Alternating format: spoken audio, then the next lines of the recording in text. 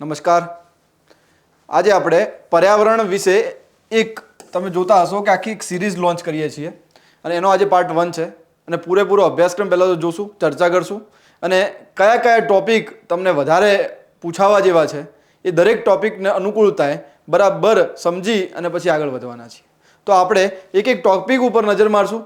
પહેલાં શરૂઆતમાં આપણે આખી ઇન્ડેક્સ ચેક કરીએ કે આપણે ક્યાં ક્યાં જોવાનું છે, શું જોવાનું છે અને એના પછી તમારે 1 બાય 1 એક એક વિડીયો જેમ જેમ આવતા જશે એવી રીતે તમને હેલ્પફુલ થતું જશે. જોઈએ છીએ ભાઈ, પહેલી વસ્તુ છે કે ફોરેસ્ટ માટે છે એટલે ખાસ થોડું ધ્યાન રાખશું અને વિડીયો તમને જ્યાં પણ તમારા મિત્રો સુધી લાગે ત્યાં સુધી તમે શેર કરી શકો.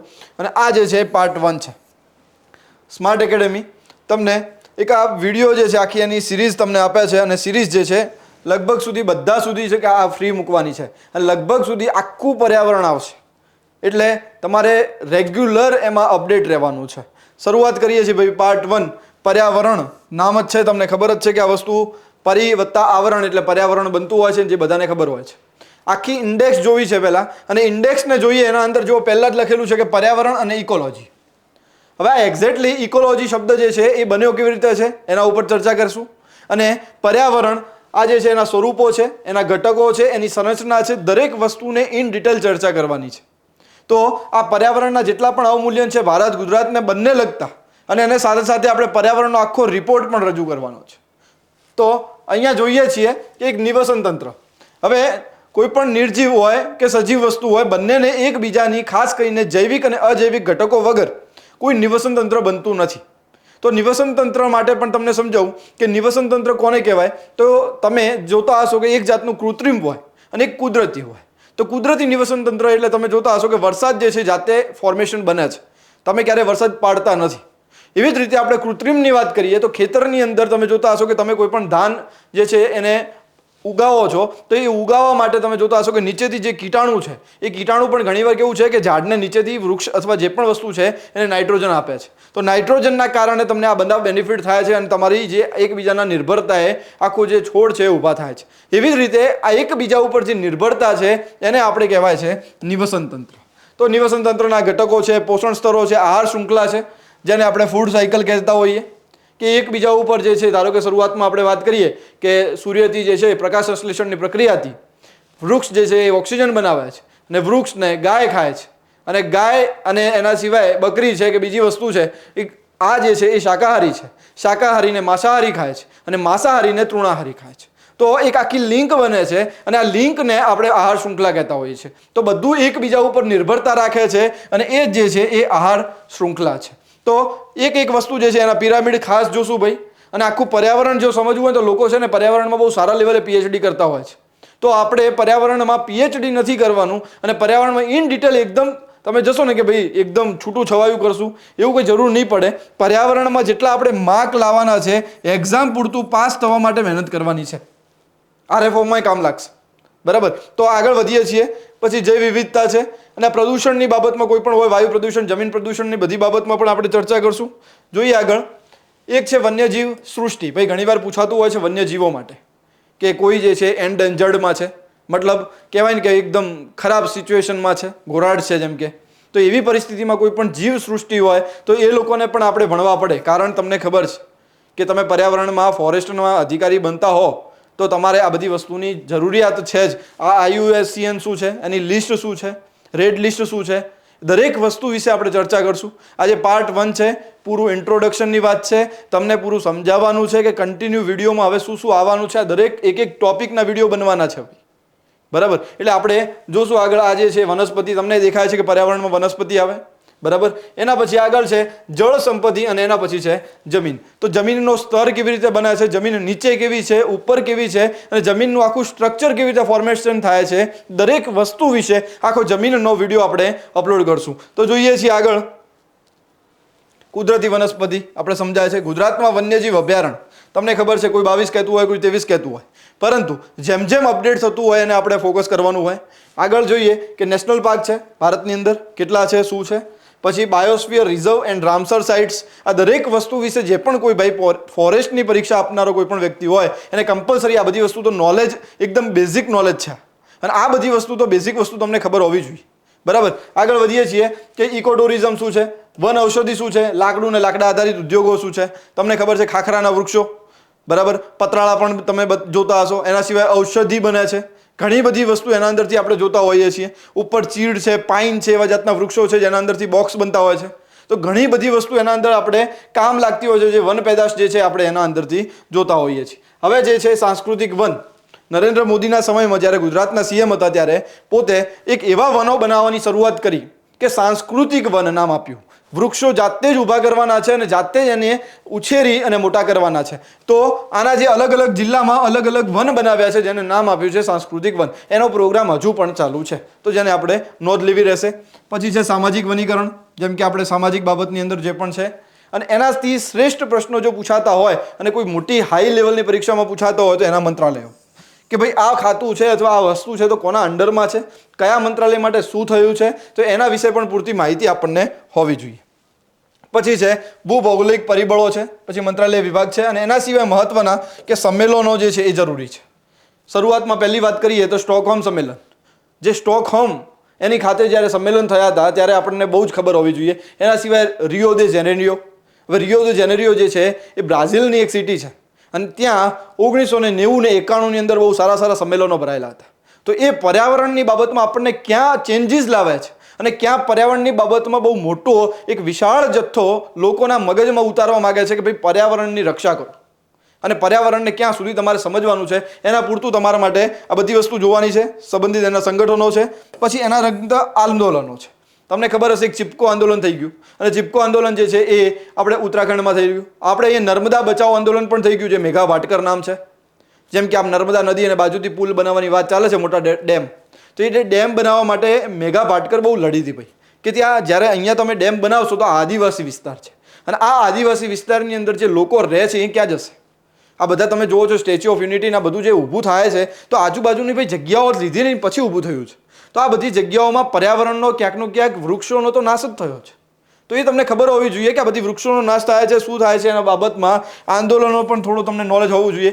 એની બાબતમાં પછી પુરસ્કારો છે, પુસ્તકો છે, અમુક જોગવાઈઓ છે જે બંધારણીય જોગવાઈઓ છે. આ જે ટોપિક છે એ આજે આપણે જોઈ લેવાનો છે કે એના સંબંધિત બંધારણીય જોગવાઈ ક્યાં લાગી પડી છે. પછી જોઈએ છીએ કે પર્યાવરણ સંબંધિત દિવસો છે, ફોરેસ્ટ એન્જિનિયરિંગ, ફળ, ફૂલ, વૃક્ષ, આ બધી વસ્તુને આપણે જોવાનું છે. હવે વાત કરીએ કે પર્યાવરણની બાબતની અંદર ભારતની અંદર શરૂઆત ક્યારથી થઈ સાહેબ? તો જો તમને ખબર છે કે 15 ઓગસ્ટ 1947માં તમે આઝાદ થયા. 26 જાન્યુઆરી 1950ના રોજ તમારું બંધારણ લાગુ પડ્યું, એટલે કે પ્રજાસત્તાક દિન, એટલે કે રિપબ્લિક ડે. આ આપણે બધું લાગુ તો પડ્યું, પણ આપણા દેશમાં ધીમે ધીમે પ્રગતિ થઈ છે. એક સાથે ક્યારેય પ્રગતિ થઈ નથી, અને હજુ ભારત પ્રગતિ કરી રહ્યું છે. હજુ ડેવલપિંગ કન્ટ્રીમાં આવીએ છીએ આપણે. તો આ ડેવલપિંગ કન્ટ્રીને હિસાબથી જોઈએ કે ભારતની અંદર આ જે પર્યાવરણની પ્રાપ્તિ માટે કેવું પર્યાવરણ, તો કે સ્વસ્થ પર્યાવરણ. તમને ખબર પડે છે કે એકદમ હેલ્ધી પર્યાવરણ, હેલ્ધી એન્વાયરમેન્ટ. તો હેલ્ધી એન્વાયરમેન્ટ માટે 1980માં સૌ પ્રથમ શરૂઆત કરી કે 1 નવેમ્બર 80ના રોજ એક પર્યાવરણ વિભાગની રચના કરી, એક ડિપાર્ટમેન્ટ બનાવ્યું કે આ પર્યાવરણ માટે કામ કરશે. પણ એના પછી તરત જ બહુ સારો નિર્ણય લેવામાં આવ્યો કે જે વિભાગને 1985માં આખું મંત્રાલય બનાવી દીધું. પર્યાવરણ, વાયુ, જળવાયુ, આ બધી વસ્તુનું જે છે એ બધું પર્યાવરણથી રિલેટેડ જ છે. તો આને એક મંત્રાલય બનાવી દેવામાં આવ્યું, મેં તમને કીધું એ પ્રમાણે. તો આખી મિનિસ્ટ્રી ક્યારે બનાવવામાં આવી પર્યાવરણમાં પૂછાય ફોરેસ્ટની એક્ઝામમાં તો યાદ રાખશું. 85માં મિનિસ્ટ્રી બની છે અને 80માં એનો વિભાગ બન્યો છે. શરૂઆત આપણી ભારતની અંદર. બાકી તો આપણો વાઇલ્ડ લાઈફ સેન્ચુરી એક્ટ 1972નો છે, એ આપણે સમજશું. અંદર બધી એક્ટો જે છે એ જોવાની છે. હજુ તો શરૂઆત છે, આજે ઘણું બધું આજે જોવાનું છે. અને આજે પછી પણ રેગ્યુલર 1 બાય 1 જે વિડીયો આવતા રહેશે એમાં તમારું નોલેજ ભરપૂર હશે. જોઈએ છીએ આગળ. બંધારણીય જોગવાઈ મેં તમને વાત કરી એ પ્રમાણે એના અંદર તમને લગભગ સુધી બંધારણ બધા ભણેલા જ છો અને સારા લેવલે ભણેલા છો, પણ છતાંય વાત કરું કે અનુચ્છેદ 21, right to live and liberty, તમારો હક છે જીવવાનો અને સારી રીતે જીવવાનો અને સ્વતંત્ર રીતે જીવવાનો. તો આ તમને જીવન જીવવાનો અધિકાર આપ્યો છે. એના અંદર તમારી પર્યાવરણની સુરક્ષા પણ આપેલી છે. તો આ પર્યાવરણની સુરક્ષા સાથે સાથે અનુચ્છેદ કયો લાગુ પડે છે? તો અનુચ્છેદ છે 21. તો right to live and liberty અનુચ્છેદ પણ છે, અને એ પણ પર્યાવરણની તમને રક્ષા આપે છે. અને એ ભારત દેશના બંધારણના મૂળભૂત અધિકારોમાંનો એક છે. યાદ રાખજો ભાઈ, તમને ખબર જ હશે કે જો આ મૂળભૂત અધિકારોનું તમે ઉલ્લંઘન કરો છો તો ડાયરેક્ટ એવો કોઈ કેસ નથી કે તમે ડાયરેક્ટ સુપ્રીમ કોર્ટમાં કેસ કરી શકો. કાલ ઉઠીને મર્ડર पे કોઈ થઈ જતા હોય તો તમારે એકદમ સેશન લેવલની કોર્ટે તમારે કેસ કરવા પડતા હોય છે. પણ આ એક એવી જગ્યા છે કે તમારા મૂળભૂત અધિકારોનું જો ઉલ્લંઘન થાય તો અનુચ્છેદ 32 પ્રમાણે ડાયરેક્ટ તમે સુપ્રીમ કોર્ટમાં કેસ કરી શકો છો. અને કોના વિરુદ્ધમાં? સરકારની વિરુદ્ધમાં. કે સરકાર બરાબર પર્યાવરણની જાળવણી કરતી નથી. તમે સમજો કે અત્યારે ધારો કે અમે ધાનેરામાં બેઠા છીએ અને ધાનેરાની અંદર રેસિડેન્શિયલ એરિયાની અંદર કોઈ મોટી મોટી ફેક્ટરીઓ નાખી દેવામાં આવે તો આપણે સરકારના વિરુદ્ધમાં સ્ટેન્ડ લઈ શકીએ છીએ. કેમ? કેમ કે પર્યાવરણની અંદર અનુચ્છેદ 21 પ્રમાણે મને અધિકાર આપેલો છે કે ભાઈ મારા સ્વાસ્થ્ય, જે મારો જીવ છે, એને હું નુકસાન નહીં કરવા દઉં. અને એ આપણને બંધારણે અધિકાર આપેલો છે. બરાબર. તો આગળ વધીએ છીએ ભાઈ. અને આપણે તો એટલી તમને ખબર પડી ગઈ કે ભાઈ સ્વચ્છ પર્યાવરણ પ્રાપ્ત કરવાનો અધિકાર છે, આપણને પ્રદૂષણ વિરુદ્ધનો અધિકાર છે. એ મેં તમને શોર્ટમાં કીધું છે. જોઈએ આગળ. અનુચ્છેદ 48 પણ છે. આ જે છે એ ડીપીએસપી નો છે. DPSP, directive state of principal state policy. તો હવે આ જે ડાયરેક્ટિવ પ્રિન્સિપલ્સ જે છે, મતલબ રાજ્ય નીતિના માર્ગદર્શક સિદ્ધાંતો, એના અંદર અનુચ્છેદ 48 એવું કહે છે કે ભાઈ ખેતી અને પશુપાલનની વ્યવસ્થા કરવાની છે. તો આ પણ પર્યાવરણની બાબતમાં છે. જોઈએ આગળ. પછી પર્યાવરણનું જતન, ભાઈ 48 ક મગજમાં રાખજો. અનુચ્છેદ 48 ક સીધો મગજમાં રાખજો. પહેલા શું ભણાયો મેં? 1980માં વિભાગ થયો, 85માં મંત્રાલય બન્યું. એના સિવાય બંધારણની જોગવાઈની વાત કરી હોય તો આપણે અનુચ્છેદ નંબર 21ની વાત કરી. એના પછી હમણાં વાત કરી મેં તમને 48 અને 48 ક. 48 ખેતી ને પશુપાલન, 48 ક એ પર્યાવરણનું જતન. તો આ બંને વસ્તુ બરાબર યાદ રાખવાની છે. જોઈએ આગળ કે ભાઈ કેન્દ્ર સરકારે પર્યાવરણની બાબતમાં મેં તમને કીધું ને આજ સુધી કેટલા કાયદા બનાવ્યા. તો પહેલો છે જો વન્યજીવ સંરક્ષણ અધિનિયમ 1972. તમને નવું લાગતું હશે, તમે આજ સુધી સાંભળેલું છે. અને વાઇલ્ડ લાઈફ સેન્ચુરી એક્ટ. તો જે વાઇલ્ડ લાઈફ સેન્ચુરી એક્ટ તમે જે વાંચો છો એ આ જ છે, વન્યજીવ સંરક્ષણ અધિનિયમ. પછી આ જે છે 1980. હમણાં આપણે જોયું પર્યાવરણ અધિનિયમ. હા, એન્વાયરમેન્ટ પોલ્યુશન એક્ટ જો પ્રશ્ન પૂછાય તો આપણે 1986 યાદ રાખવાનું છે. હવાની પ્રદૂષણની બાબતમાં પૂછાય તો 1981. તમને પાણીના પ્રદૂષણની બાબતમાં પૂછાય તો 1974. તો દરેકની એક્ટ અલગ અલગ ખબર હોવી જોઈએ. એન્વાયરમેન્ટ યાદ રાખજો, પર્યાવરણ માટેની એક્ટ છે 1986. એર પોલ્યુશન એક્ટ, જે હવામાં પ્રદૂષણ થાય છે, મોટી મોટી ફેક્ટરીઓથી ચીમનીથી બધું ધુવાડો નીકળતો હોય, તમે જોતા હશો, તો એ એકદમ એક લિમિટમાં બાંધેલું હોય છે. એનાથી વધારે તમે જો પ્રદૂષણ કરતા હો તો 1981નો એક્ટ લાગુ પડે. પાણીમાં તમે વધારે પડતું પ્રદૂષણ કરો છો, આ યમુના નદી છે, એનું બહુ ભયંકર પ્રદૂષણ થાય છે, તો આ બધામાં એક્ટ લાગુ પડે છે. જળ પ્રદૂષણમાં 1974. ભારતીય વન અધિનિયમ 27 જે જૂનો હતો. અને જૈવિક વિવિધતા, બાયોડાયવર્સિટી, એને આપણે અલગથી આખો ટોપિક છે, એને ભણશું આપણે. પછી અનુચ્છેદ 51 ક મૂળભૂત ફરજોમાં પણ એનું આપેલું છે, જે તમને ધ્યાન હોવું જોઈએ. પછી આ પરિશિષ્ટ 1 નહીં આવે, પરિશિષ્ટ 7 આવશે. ભારતીય બંધારણની અંદર પરિશિષ્ટ 7ની અંદર આપણે યાદીઓ એક વિષય છે, સૂચિઓ. યાદીઓ, જે સૂચિઓ છે એ આપણે સૂચિઓ 3 પ્રકારની છે: સંઘ યાદી, રાજ્ય યાદી અને સમવર્તી યાદી.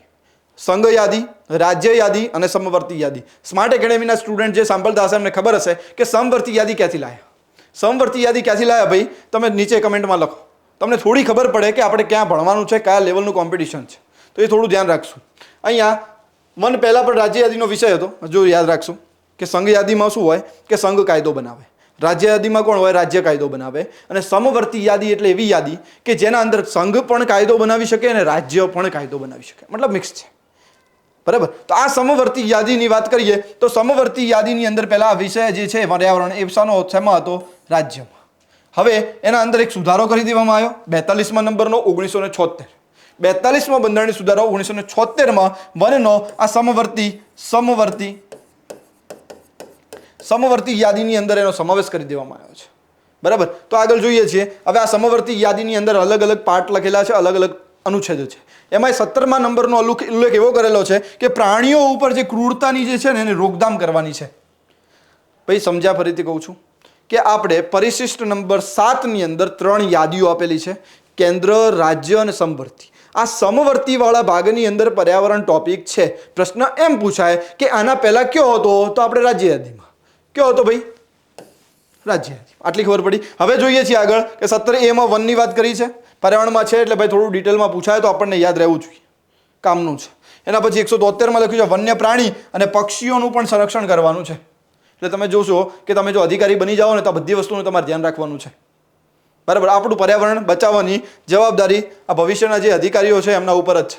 અને વાત કરીએ થોડી પર્યાવરણની. અને આ બધી વસ્તુ જે છે આપણે એક નોમિનલ વસ્તુથી વાત કરીએ છીએ, બાકી પર્યાવરણ વ્યવસ્થિત રીતે નેક્સ્ટ વિડીયોમાં ભણશું. આપણે જોઈએ છીએ પરી વત્તા આવરણ. તમને બધાને ખબર છે પરી વત્તા આવરણ એટલે આપણે આસપાસનું વાતાવરણ એટલે પર્યાવરણ, બરાબર. તો એન્વાયરમેન્ટ જે છે એન્વાયરમેન્ટ શબ્દથી મળી આવે છે, પણ એવું કંઈ પૂછાતું નથી. એ સમય ગયા 2013, 2014, 2015 સુધી આવા બધા પ્રશ્નો હતા. હવે એવા પ્રશ્ન રહ્યા નથી, પણ છતાંય તમને ખાલી ખબર હોવી જોઈએ કે પર્યાવરણ પરી વત્તા આવરણ સંધિ છૂટી પાડો અને એને ખાલી એવી રીતે શબ્દોથી મળેલો છે. આપણી આજુબાજુમાં આવેલા હવા શબ્દ યાદ રાખશું ભાઈ. હવા, પાણી અને ભૂમિ ભાગને શું કહેવાય છે? પર્યાવરણ. મતલબ તમારી આજુબાજુમાં રહેલું વાતાવરણ. હવે એના અંદર તમે જોતા હશો હવા પણ આવી જાય છે. હવામાં બધું આવી ગયું. તમને ખબર છે હવામાં સૌથી વધારે શું છે? હા, નાઇટ્રોજન 78% છે, 20.8% તમારું ઓક્સિજન છે, આર્ગન છે, કાર્બન ડાયોક્સાઇડ છે. તો આ દરેક વસ્તુ જે હવામાં રહેલું છે એ હવા આ પર્યાવરણનો જ ભાગ છે. એના સિવાય તમારી બાજુમાં શું છે? પાણી છે, અને એના બાજુમાં શું છે? જમીન. એટલે આપણે જે રહીએ છીએ દરેક વસ્તુ પર્યાવરણનો ભાગ છે. એટલે તમે હવે સમજતા હશો કે પર્યાવરણ ભણવું કેટલું જરૂરી છે. જોઈએ આગળ. પર્યાવરણ અંગ્રેજીમાં મેં તમને કીધું ને એન્વાયરમેન્ટ શબ્દથી મળી આવ્યો છે, ઠીક છે, કોઈ જરૂર નથી. આપણે સંઘટકો આ જરૂરી છે. સમજીએ કે અહીંયા પર્યાવરણના સંઘટકો કેટલા છે. આના ઘટકો મુખ્યત્વે જોતા હશો ને તમે તો કેટલા દેખાય છે તમને? 3. આ જે છે એ ભૌતિક અથવા અજૈવિક. ભૌતિક અથવા અજૈવિક. તમે જોતા હશો મોટા મોટા પર્વતો, બરાબર. તમે જોતા હશો હવે અંબાજી જોવો છો તો અંબાજીમાં આરાસુરનો ડુંગર છે. તો આરાસુરનો ડુંગર એ કેવા ઘટકમાં આવે? અજૈવિક ઘટકમાં. આ જે છે એ કેવો ઘટક છે? જૈવિક ઘટકો. એક સિમ્પલ અને શોર્ટ ભાષામાં પર્યાવરણનો એક મેઇન હેતુ આપું ને, આ જૈવિક ઘટક અને અજૈવિક ઘટક આ બંને વસ્તુ એકબીજાના સાથે નિરંતર સંઘર્ષ કરતી રહેશે અને એકબીજા સાથે રહીને ચાલશે ત્યારે જ આપણું જીવન શક્ય બને છે. સમજાય છે? ધારો કે ઉપરથી વરસાદ પડે છે, એ કેવું ઘટક છે? અજૈવિક ઘટક છે, બરાબર. આપણે કેવા ઘટક છીએ? જૈવિક ઘટક. વરસાદ ન પડે તો ચાલે કંઈ? શું ખાઓ? ભૂખે મરી જઈએ, બરાબર. તો પરિસ્થિતિ એવી છે કે અજૈવિક ઘટક અને જૈવિક ઘટક એકબીજા સાથે કમ્પલસરી કોલેબરેશન કરીને ચાલવાના છે. અને આ બંને વસ્તુ તમને ખબર હોવી જોઈએ કે બંને વસ્તુ પર્યાવરણમાં જરૂરી છે. અને ત્રીજી વસ્તુ જોઈએ એ ઉર્જા ઘટક. ઉર્જા વગર પણ કંઈ ચાલતું નથી. કે તમને આજુબાજુથી કે ગમે ત્યાંથી તમને જે જમો છો, કરો છો, એ બધી વસ્તુને શું મળે? ઉર્જા મળે. ઉર્જા વિશે આખો ટોપિક ફરીથી બનાવીશ અને ઉર્જા વિશે વ્યવસ્થિત સમજાવીશ કે તમે અહીંયાથી ખાધું તો અહીંયાથી તમારું આ ગળામાં ગયું, ગળાથી લઈને અહીંયા તમારું દરેક વસ્તુ આખી પાચન તંત્ર, જો કે મેં ટોપિકમાં મૂકેલો છે આપણા વિડીયોમાં, પાચન તંત્ર વ્યવસ્થિત મૂકેલું છે, જોતા જોઈ લેજો. આગળ જોઈએ. મેં તમને કીધું એ પ્રમાણે ભૌતિક અથવા અજૈવિક ઘટકો કહેવાય કોને? જો એક મેન આવી ગયું વાયુમંડળ. હવા, તમને ખબર છે હવા, પાણી આ બધી વસ્તુ વગર આપણે ચાલતું નથી. અને આ જે છે એ અજૈવિક ઘટકો છે. હવા જે વાયુમંડળની અંદર બધું રહેલું છે. આપણો ઓક્સિજન જે છે એ શેમાં રહેલો છે? હવામાં. આપણે જે છોડીએ છીએ કાર્બન ડાયોક્સાઇડ, અને જે વૃક્ષ લે છે એ કાર્બન ડાયોક્સાઇડ, એના વગર ચાલે નહીં. એ પણ શેમાં છે? હવામાં છે. બીજી વસ્તુ છે જળ, પાણી. પાણી વગર બિલકુલ ના ચાલે. આપણે થોડી વાર થાય ને પાણીની બોટલ બાજુમાં જોઈએ. હા, હમણાં તમે પીશો થોડી વારમાં. તો એ જે છે પાણી, એના વગર ચાલે નહીં. અને ત્રીજી વસ્તુ છે મૃદા. મૃદા એટલે જમીન. અને જમીનને વગર તમે કઈ વસ્તુ પોસિબલ છે જ નહીં. હા, ઘણા એવા લોકો છે એલન મસ્ક જેવા જે વિદેશમાં ઉપર જવાનો પ્રયત્ન કરે છે, વિદેશના એકદમ મંગળ ગ્રહ, ચંદ્ર ગ્રહ, એના ઉપર આખું રહેઠાણ બનાવવાનો એમના પ્લાનિંગ છે ભાઈ. તમે ઘણીવાર એમ કહેતા હો ને કે ભાઈ આ વ્યક્તિ જે છે આટલો રૂપિયાવાળો કેમ? પણ એના વિચારો ઊંચા છે અને વિચારો કંઈક નવું કરવાના છે. તમને હમણાંથી વિચાર આવે, તમને હમણાં એમ થાય કે ખોટો ખર્ચો કેમ કર્યા રહ્યો, એટલો ખોટું પેટ્રોલ બાળે ઉપર જાય.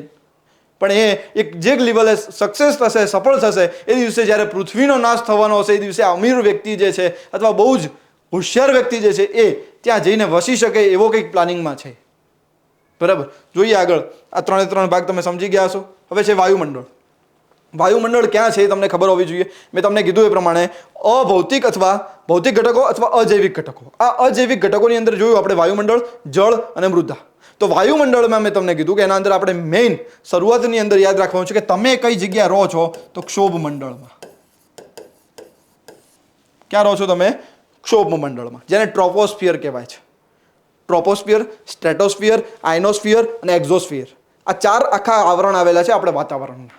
તો 4 વાતાવરણમાં આપણું જે હવા, જે પૃથ્વીને જીવવા લાયક ગ્રહ બનાવ્યો છે, એ કઈ જગ્યાએ છે? તો આપણે ક્ષોભ મંડળમાં છે. તો એ ટ્રોપોસ્ફિયર તમને ખબર હોવી જોઈએ. ટ્રોપોસ્ફિયર શું છે, કેવી રીતે છે, ખબર હોવી જોઈએ. વાયુમંડળનો મતલબ શું થાય ભાઈ? જો પૃથ્વીની ચારે તરફ વિસ્તૃત વાયુનું આવરણ છે. તમને એટલી વસ્તુ કહી દઉં કે ઘણીવાર તમે અહીંયા ઊભા છો તો તમે કઈ જગ્યાએ ઊભા હો, અત્યારે હું અહીંયા ઊભો છું તો હું આમ હલન ડોલન થોડી કરું છું. હું ઊભો છું એનું કારણ છે કે મારા ઉપર ચારે બાજુથી હવાનું પ્રેશર સરખું છે. અહીંયાથી પણ આવે છે, અહીંયાથી આવે છે અને પાછળથી આવે છે. હવાનું પ્રેશર સરખું હોય છે. અને ઘણીવાર તમે જોતા હશો કે વાવાઝોડું આવે ત્યારે હવાનું પ્રેશર સરખું રહેતું નથી. જે હમણાં આવવા જઈ રહ્યું છે પોરબંદર બાજુમાં પહોંચ્યું છે. તો આ જે વાવાઝોડા કે એવા એકદમ પવનની દિશા બહુ અતિશય હોય ત્યારે તમે જોતા હશો ઘણીવાર એકદમ 40-45 કિલો વજનવાળા હોય થોડા હાલી જતા હોય છે. તો મારા જેવા ન હલે ભાઈ, કેમ કે આપણે ભગવાનની મહેરબાનીથી બહુ જોરદાર શરીર બનાવેલું છે. બરાબર, આગળ જઈએ છીએ આપણે કે વાયુમંડળની સંરચનામાં ક્ષોભમંડળ મેં તમને કીધું એ પ્રમાણે, અને બીજું છે સમતાપમંડળ, જેને સ્ટ્રેટોસ્ફિયર મેં તમને વાત કરી. બરાબર, સમતાપમંડળની અંદર સ્ટ્રેટોસ્ફિયર જે છે એના અંદર એક વસ્તુ યાદ રાખવાની છે. યુપીએસસી 2014, ફરીથી બોલું છું, યુપીએસસી 2014ની અંદર પૂછાયેલો પ્રશ્ન છે કે સમતાપમંડળ, અને સમતાપમંડળની અંદર બિલકુલ યાદ રાખશું કે અહીંયા તમારા પ્લેન ઉડે છે, તમારા વિમાન જે છે એ કઈ જગ્યાએ ઉડે છે, તો સમતાપમંડળમાં ઉડે છે, એટલું યાદ રાખશું. ખાલી એટલું ઘણું છે. પછી આપણે બધું જોશું. અહીંયા જોઈએ પાણી વિશે. પાણી તમને ખબર છે કે શાનાથી બને છે, તો આનો આખો સાયન્સમાં જે ભણ્યા હશો તમે, તો H2O, હાઇડ્રોજન ઓક્સિજન બંને વસ્તુ ભેગા થાય અને આના અણુઓથી પરમાણુ બનતા હોય. તમે જો પરમાણુથી આખું અણુ બને છે. જો અણુઓ વચ્ચે સહસંયોજક બંધ થાય અને આ જે રાસાયણિક સંયોજક છે જે પ્રાણી પૃથ્વી ઉપર પ્રાકૃતિક રૂપે અને અકાર્બનિક તરલ પદાર્થ છે, લિક્વિડ ફોર્મમાં છે. આપણને ખબર છે પાણી વિશે. તો આખી પાણી વિશે તમને માહિતી આપી. અને બીજી છે એક જોઈ લઈએ. આ થોડી ડેટા છે અને આ પૂછાય એવો ડેટા છે, તો થોડું યાદ રાખશું આપણે. જો 96.5% જેટલો જળ જે છે સમુદ્ર અથવા મહાસાગરમાં છે. મતલબ આ પાણી કેવું છે? ખારું છે. આખા વિશ્વની વાત કરું છું, ટોટલ 96% પાણી કેવું છે? આ ખારું છે. હવે એના અંદરથી તમે વાત કરો કે 1.7% જેટલું પાણી તો ભૂજળમાં છે, મતલબ જમીનમાં છે, ભૂમાં છે. એ પણ આપણે કામનું રહેતું નથી. એના સિવાય વાત કરો 1.7% જેટલું જળ ગ્લેશિયર એટલે બરફ, જે એન્ટાર્કટિકામાં બીજી જગ્યાએ શુદ્ધ પાણી જે છે ગ્રીનલેન્ડના આઇસલેન્ડની અંદર રોકાયેલું છે. મતલબ આ બધા પાણીનો આપણે સદુપયોગ કરી શકતા નથી. અને આ જેટલું જળ વાષ્પ રૂપે છે. હવે આ જેટલું કુલ જળ છે, ટોટલ પાણી હતું, એમાંથી 1.5% જેટલું પાણી જ આપણે તાજા જળ તરીકે વાપરી શકીએ છીએ. ખાલી 1.5%. આપણે ટોટલ પાણીનું 1.5% જેટલું જ પાણી આપણે ફ્રેશ વોટર તરીકે અસ્તિત્વ ધરાવે છે. એમાંય 98.8%, ભાઈ દેખજો, ટોટલ 1.5%, ટોટલ 1.5%, અને એમાંય એનું 98% જેટલું પાણી જે છે એ કઈ જગ્યાએ છે, તો તમે જુઓ કે ખાસ કરીને આ બરફમાં છે.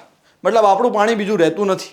આગળ જોઈએ બીજી વસ્તુ કે સ્માર્ટ એકેડેમી ખાતે કાલે સોમવારે, આજે રવિવાર છે અને કાલે સોમવારે 10 વાગે અમે ડેમો અરેન્જ કરેલો છે. પોલીસ કોન્સ્ટેબલ અને જનરલ બેચ માટે અમે તમે અપ્લાય કરી શકશો. અમે વ્યવસ્થિત રીતે આખું એનું માળખું તૈયાર કર્યું છે અને એ માળખામાં તમે જોઈ શકો છો કે આગળ પણ એવા માળખામાં સફળ થયેલા લોકો છે. આ ભાઈ જે છે 15મો રેન્ક છે ઓલ ગુજરાત EBCની અંદર, તમે સમજી શકો છો. 15મો રેન્ક EBCની અંદર ઓલ ગુજરાત રેન્ક ધરાવે છે. તો આ અમારી સફળતાઓ છે. 180 આ બધા ટ્રેનિંગમાં છે અત્યારે. પછી આપણે જોઈએ છીએ કે આ ભાઈ જે છે આ પોલીસ કોન્સ્ટેબલ છે બધા. એના સિવાય વાત કરીએ કે આ FSWમાં છે. આ ભાઈની વાત કરીએ તો બિન સચિવાલય ક્લાર્કમાં છે. એના સિવાય આ ભાઈ બીજા જે છે એ અહીંયાના ભાગમાં એમનો ફોટો મળ્યો ને, એ બેંકમાં છે, ધાનેરા SBIમાં નોકરી કરે છે. એટલે આપણે કશું જ નથી, ડાયરેક્ટ વાતો નથી, બધી વસ્તુ જે છે તમારા આગળ સાબિતી સાથે છે. અને અહીંયા આટલા બધા વિદ્યાર્થીઓ પાસ કરાવી ચૂક્યા છે 1.5 થી 2 વર્ષની અંદર. આપણી એકેડેમી 2019ના એન્ડમાં ચાલુ થયેલી અને કોવિડ આવ્યા પછી આપણે સ્ટોપ થયેલું. આ 1.5 થી 2 વર્ષની સફળતાઓ છે તમારી આગળ છે.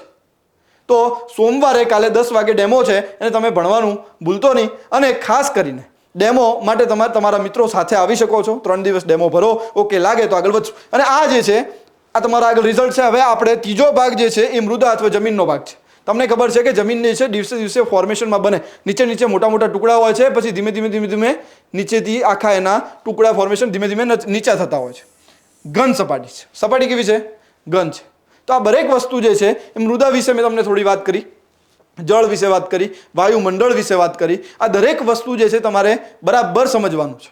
આ વિડીયોને તમે ખાસ કરીને રેગ્યુલર જુઓ, બરાબર, અને આ વિડીયોને તમે લોકો સુધી શેર કરો. અને આ વિડીયોની આખી લિંક કન્ટિન્યુ આવશે. ભાઈ આ પાર્ટ 1 છે અને આ ઇન્ટ્રોડક્શન હતું ખાલી. અહીંયા દરેક જીવ સૃષ્ટિ ઉપર વાત કરશું, દરેક કન્વેન્શન, દરેક સંમેલન, દરેક વસ્તુ, COP એક્ટ, જે કોન્ફરન્સ ઓફ પાર્ટીઝ પેરિસમાં બન્યા હતા, દરેક વસ્તુ વિશે વાત કરશું. અને આપણે હવેથી મળીએ નેક્સ્ટ વિડીયોમાં. થેન્ક યુ, ધન્યવાદ.